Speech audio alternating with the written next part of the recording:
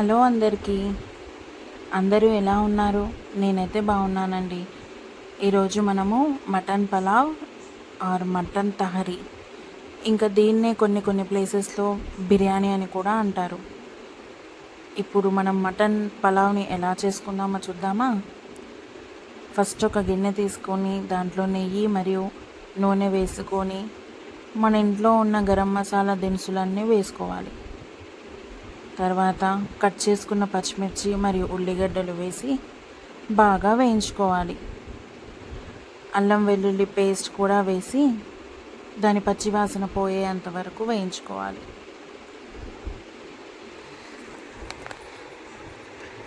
తర్వాత మనం కట్ చేసుకున్న కొత్తిమీర మరియు పుదీనా రెండు కూడా వేసుకొని బాగా కలుపుకోవాలి. ఇంకా మనం శుభ్రం చేసుకొని పక్కన పెట్టుకున్న మటన్ని వేసి దాంట్లో మనం పసుపు, కారం వేసి బాగా కలిపి మూత పెట్టి కాసేపు ఉడకనివ్వాలి.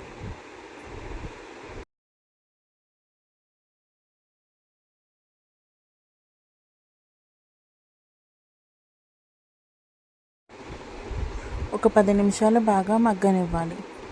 తర్వాత దాంట్లో కొంచెం నీళ్లు ద్వాతంతటవే వచ్చేస్తాయి. తర్వాత మనం ఉప్పు, మనం రైస్కి కూడా సరిపోయేంత ఉప్పు ఒకేసారి వేసుకోవచ్చు. వేసి బాగా కలుపుకోవాలి.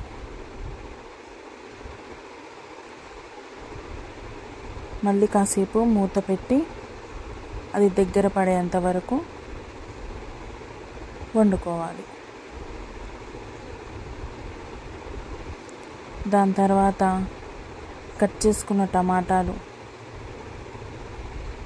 వేసి బాగా కలుపుకొని ఆ టమాటాలన్నీ మంచిగా మగ్గిపోయేంత వరకు వండుకోవాలి.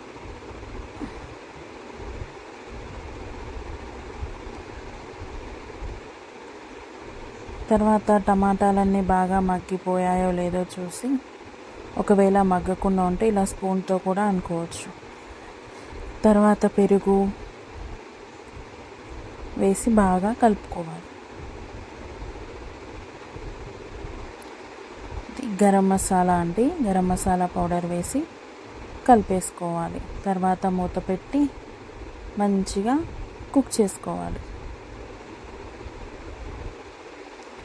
దాని తర్వాత మనం రైస్కి సరిపోయేంత వాటర్ అందులో వేసుకొని బాగా మగ్గనిచ్చాలి. ఉడకపెట్టుకోవాలి వాటర్ని. నీళ్ళు బాగా ఉడుకుతుంటే దాంట్లో ఇప్పుడు మనం ఆల్రెడీ నానబెట్టుకున్న బియ్యాన్ని వేసుకోవాలి.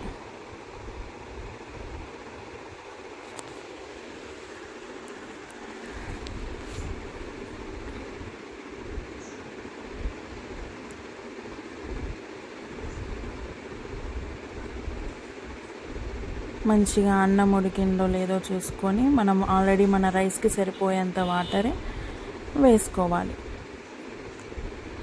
ఒక గ్లాస్కి 2 గ్లాసుల చొప్పున వాటర్ వేసి మంచిగా ఉడికించుకోవాలి. తర్వాత కొంచెం నిమ్మరసం మరి కొత్తిమీర, పుదీనా వేసి ఇంకొకసారి కలిపి మూత పెట్టుకొని మంచిగా దమ్లో పెట్టాలి.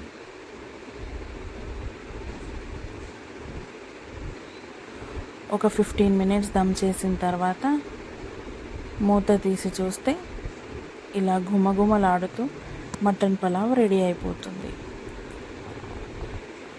ఇలా ఒక్కసారి మటన్ పలావ్ చేసుకుంటే